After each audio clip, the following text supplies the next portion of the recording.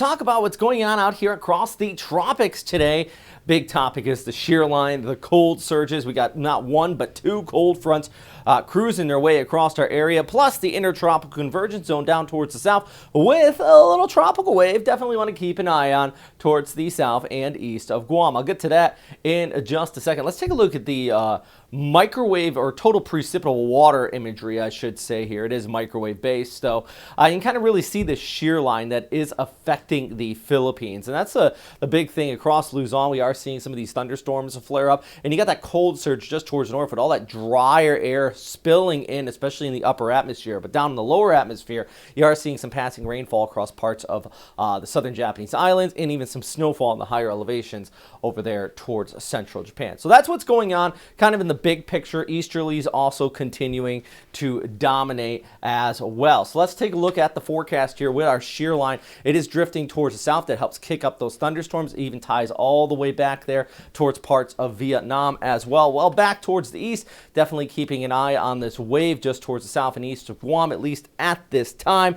Nothing really developing according to the ECMWF, but the GFX actually just kind of wants to spin something up here, potentially as we go ahead into the early part of next week. You know, there's a lot of questions, definitely, on what we could see across that area. At least for now, though, it's all about kind of these easterlies there into the Philippines. The shear line back towards the north still dominating. It's going to be flaring up a few afternoon thunderstorms as we go ahead through Friday and also into Saturday for northern portions of Luzon. Nothing too crazy, but a little break from the sunny skies you have been seeing out there. Still more rain in Mindanao, though. Look at Cagayan at 30 degrees, Cebu at 29, Tacloban. A few people mentioned don't stand in front of it.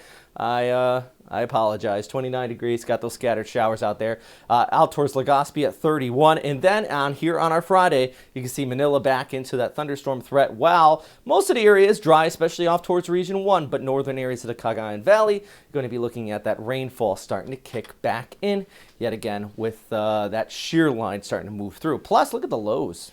Back into the low 20s. Might get a little bit of a cool area there. All right, let's pull back the bigger picture. Now let's talk about our wave. I'll move out of the way. I think I'm standing right in front of it. There it is. It's way, way, way out there. That's like the only threat that I'm worried about right now in the tropics. This area well out there. It's actually, this is about Chuk right in here, so it's just towards the east of these islands, and it's going to be bringing some scattered showers, definitely for parts of Micronesia, but overall, this is just entrapped in the easterlies. You can see kind of the wave rate in here, all that convection, nothing too terribly organized. I mean, if there's a low-level center, it's here, but I think it's more of a broad troughing. But the key thing is high pressures towards the north, at least for now, so this is going to continue to follow along these other batches of convection towards the west, at least until this gets closer to Guam, which is why I do think Guam, as we go ahead into the early part of next week, we'll see a little bit of an increase in rainfall. And actually, you can see that here. Here comes our wave starting to build in from the east. Here's Friday into Saturday. You get that increase in showers out here. A little bit of troughing trying to get picked up by the model right in there.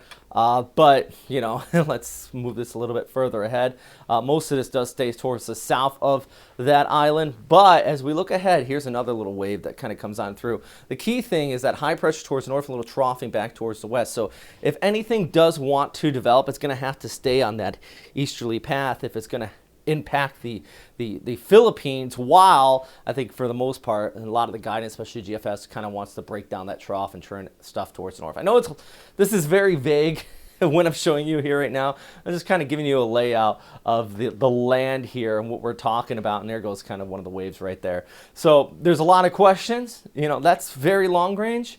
I probably wouldn't mention it if we had another storm to talk about.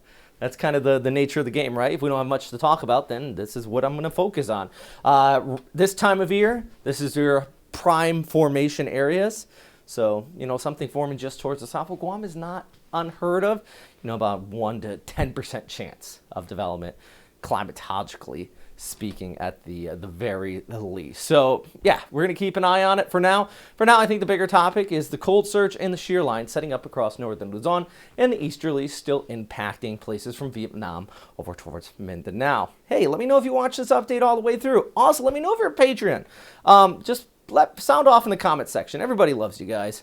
So I always appreciate all your help and everybody here. Thank you very much. If you guys want to become a Patreon member, $2, $6, $10 a month, just $2, help keep these updates going. And I truly, truly, truly appreciate it. At the very least, hit that like and subscribe button.